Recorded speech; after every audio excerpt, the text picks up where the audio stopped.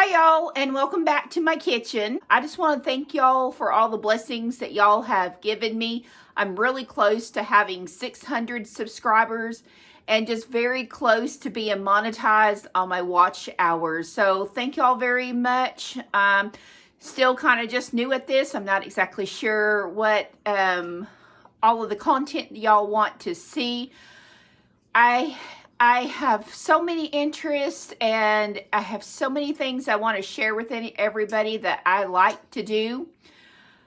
We are preparing for our garden. We got our garden seeds already. You probably saw that in one of our other videos. Next weekend, we're going to be working up the garden, getting it all prepared and have the potatoes in the garden. But tonight, speaking of potatoes, I am going to make my super easy recipe for all gratin potatoes. My all-time favorite potatoes for gratin potatoes are the Yukon Gold potatoes. They're just soft, creamy, have that super sweet, kind of buttery, nutty taste that I really like with this. So I think they're the best potato to make for gratin potatoes. All right, so as always, my recipes are always simple. It's ingredients that you have in your house. You're never going to have to get an ingredient off Amazon to make anything that I have. My cooking is just an old-fashioned style home cooking that you're going to have almost every ingredient in your pantry or that you can get at your local grocery store. All right, let's get the camera turned around and let me show you what I got going. So to get this recipe started, I put a half a stick of butter in. It's just my husband and I. So if you want to double this recipe, it's really easy to double it. All right, so I've got my cutting board just real close to the oven so I could do this process. I took half of a small onion. I'm going to cut it up into really fine pieces. And I'm going to throw it in my butter mixture, let it cook, let it become translucent.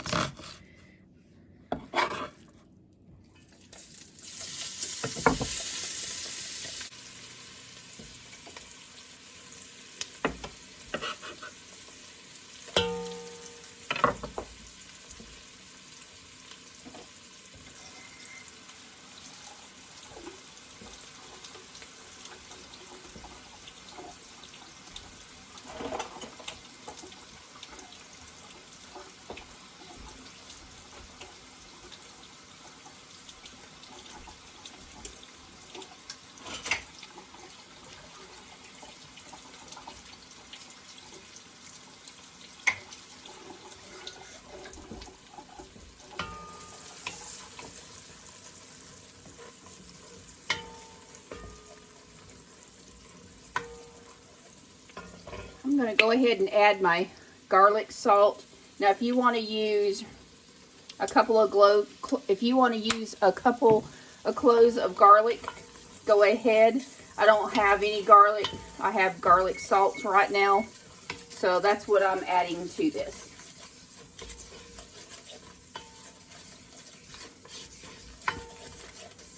Let that cook for maybe just 2 minutes. Be careful not to get your butter too brown.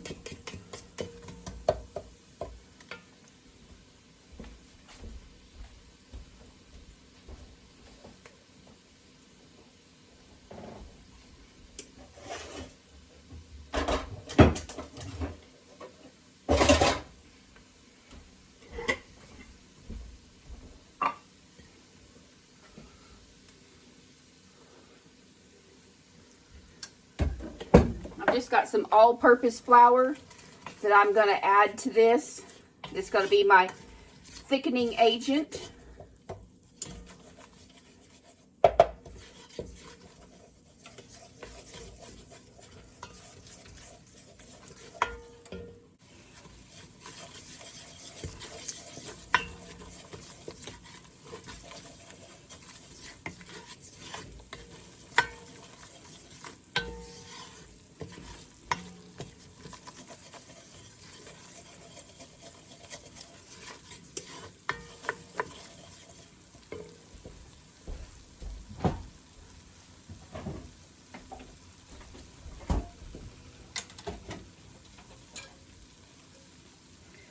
Now I'm going to add in 1 cup of milk. You can add 2 cups of milk if you would like, but I also have some heavy whipping cream that I need to get used up, so we're just going to go ahead and add it too.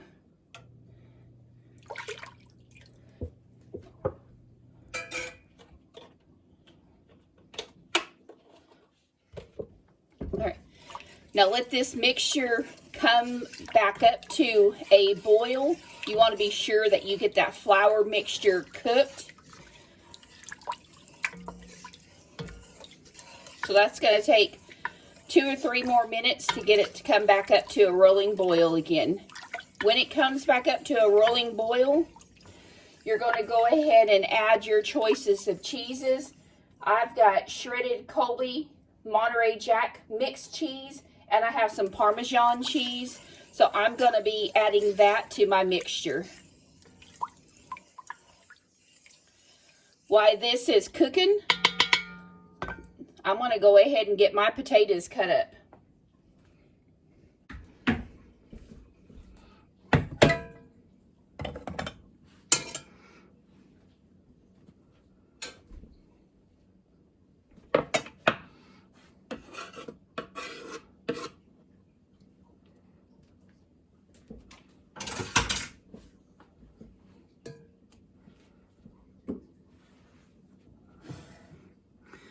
I have already prepared these potatoes. I just cut off the little sprouty edges on these, cut off the ends, and I'll leave the skins on them. Adds more flavor. If you want to peel them all the way, that's fine. What you're aiming for is about 1/4 inch thickness.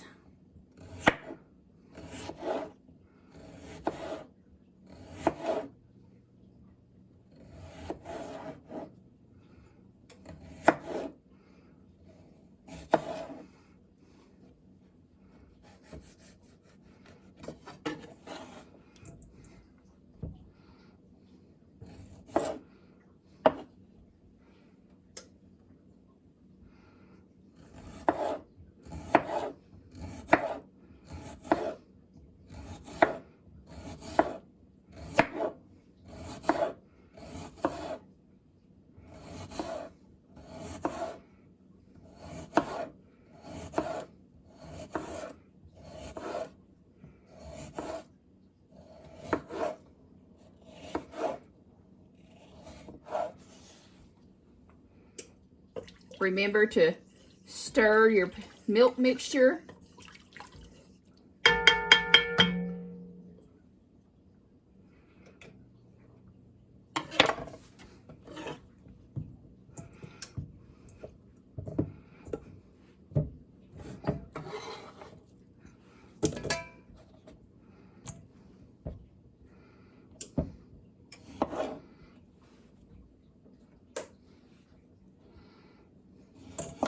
Again, if you didn't hear me, about 1/4 inch thickness. I'm using Yukon Gold potatoes.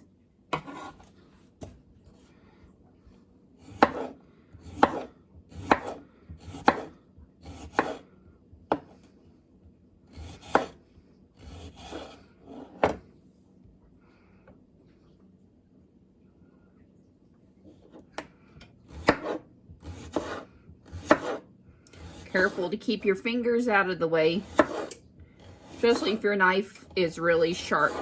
This knife isn't very sharp, but I'm still mindful to keep my fingers out of the way.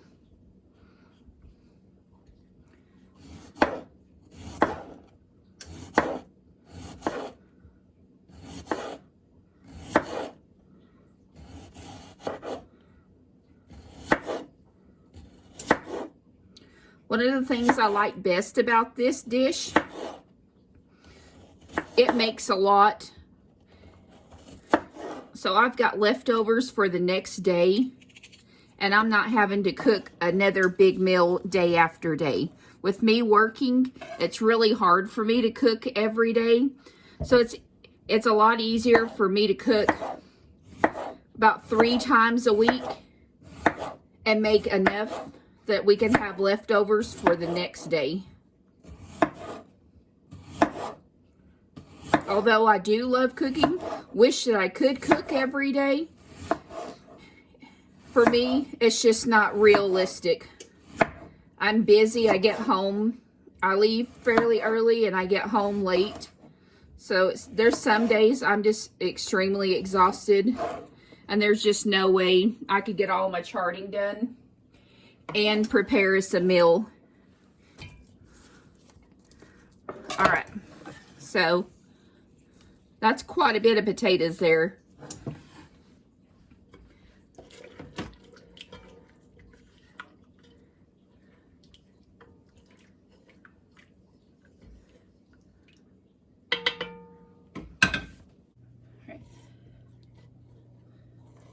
So it's beginning to thicken up quite a bit here. It has not come to a rolling boil yet, so I'm gonna flip my heat up just a little bit.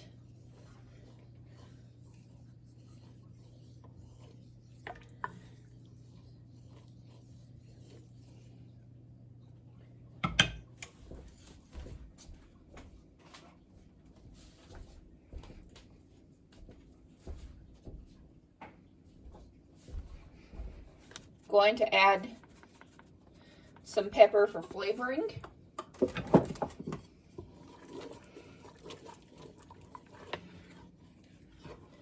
And guys, when you're making this, it's beginning to thicken up. When you're making this, it's very important to taste it.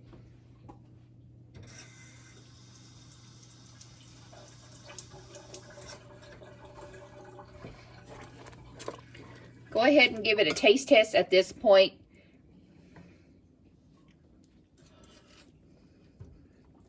And that's spot on for me. Really creamy. All right. It's bubbling now.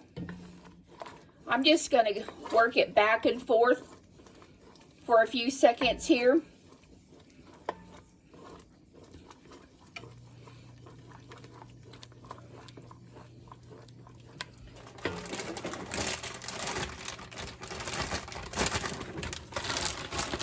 I'm just going to grab a large handful of cheese.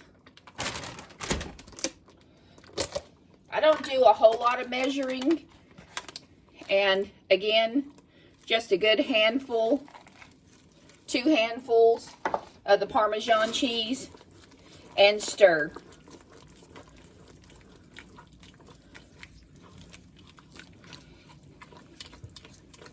Go ahead and turn your burner off.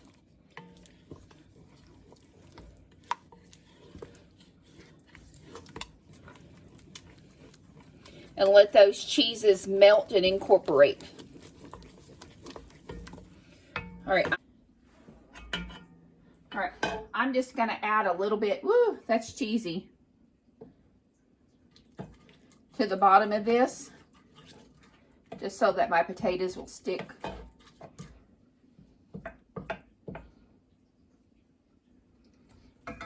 And just start layering.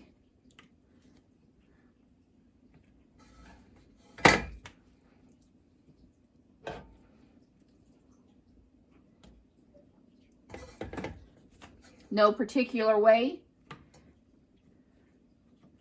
just layer.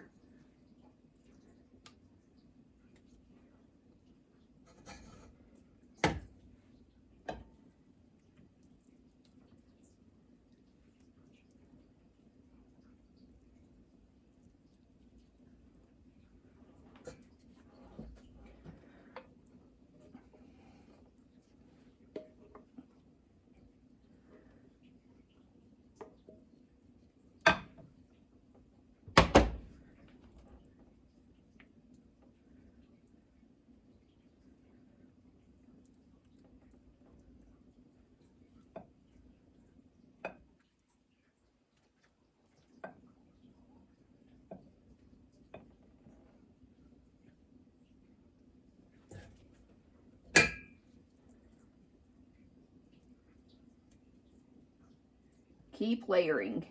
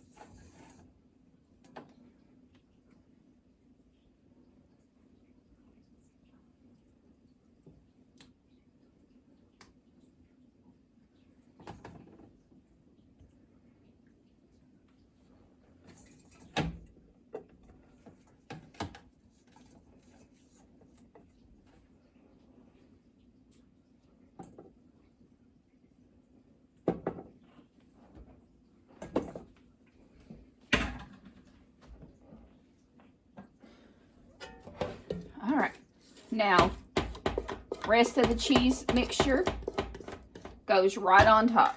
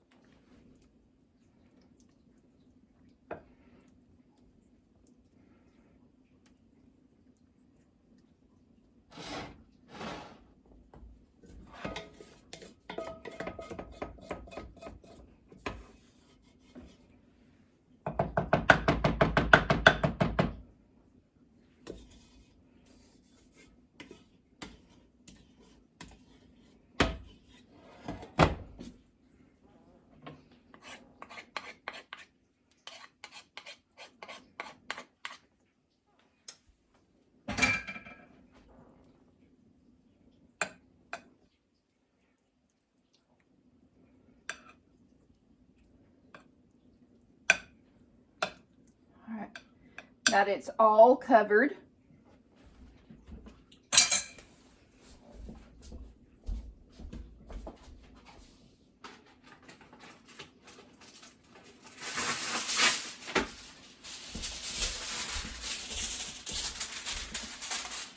I'm going to put this in the oven at 350 degrees for 50 minutes or until the potatoes is done and tender.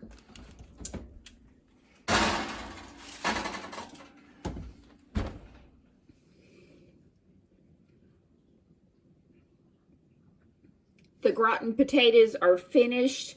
We have already ate. I just wanted to show y'all how quick these potatoes are. It roughly takes about an hour when your potatoes are cooked. If you want to speed the process up, you can go ahead and pre-cook your potatoes for 3 to 5 minutes. And the cooking time won't be nearly as long.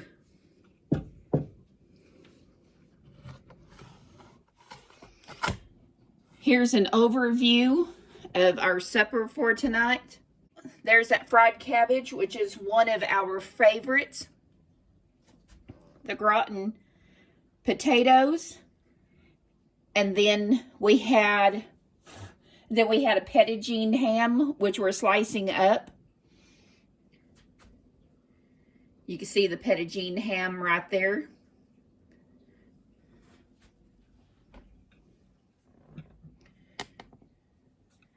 And then there's those gratin potatoes. Scallop potatoes. Probably a lot of people know them as scallop potatoes. Nice and brown on the top.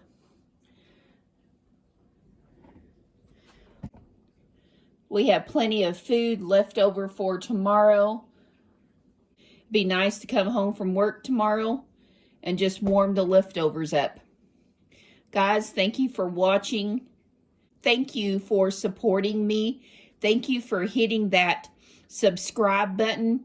Please share, hit the notification bell. That way you have alerts when my next video is going to be uploaded. So I have one more video for you that I thought I was recording and I only got part of it. So I will have to do a retake on this, but I'm sure my husband won't mind. This is a lemon icebox cake. It's a layered cake.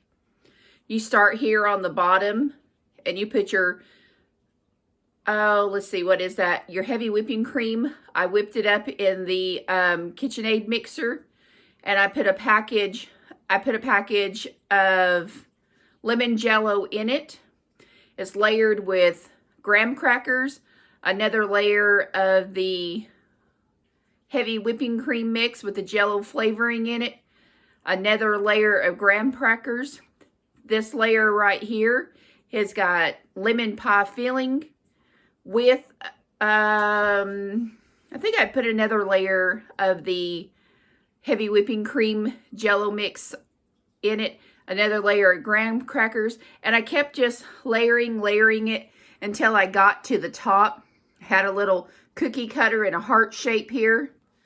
and took some of the graham crackers, put them through the processor, and just filled inside of that cookie cutter. I'm going to go ahead and cut it for y'all on camera.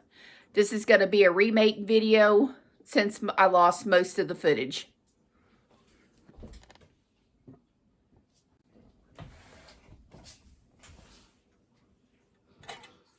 Let's go ahead and cut this. Let's see if it turned out just as good as I thought it would.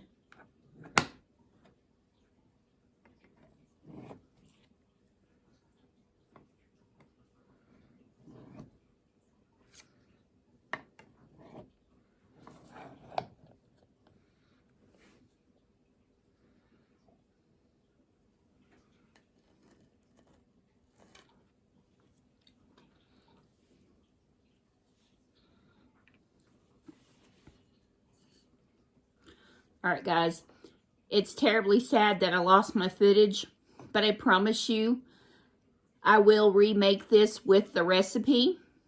You can see all those different delicious layers in there. There's 3 layers of graham cracker with lemon pie filling and heavy whipping cream inside of it. I'll tilt this up. As you can see, it really turned out perfect. So let's give it a taste test. Oh, let me turn it around here and show it to you. There you go. See that lemon gelled filling there?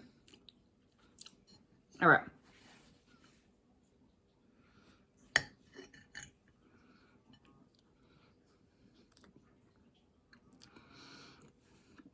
Guys, I'm not joking. This is super delicious. It's one of the easiest recipes that I made up. It literally maybe takes you 20 minutes prep time, a couple of hours in the refrigerator. That graham cracker crust is so tender. I don't know what to compare it to, but it's really good. So I'm going to end it on this note. Later this week, when this icebox cake is gone, I will recreate it and share it with you. Thank you. Have a great week.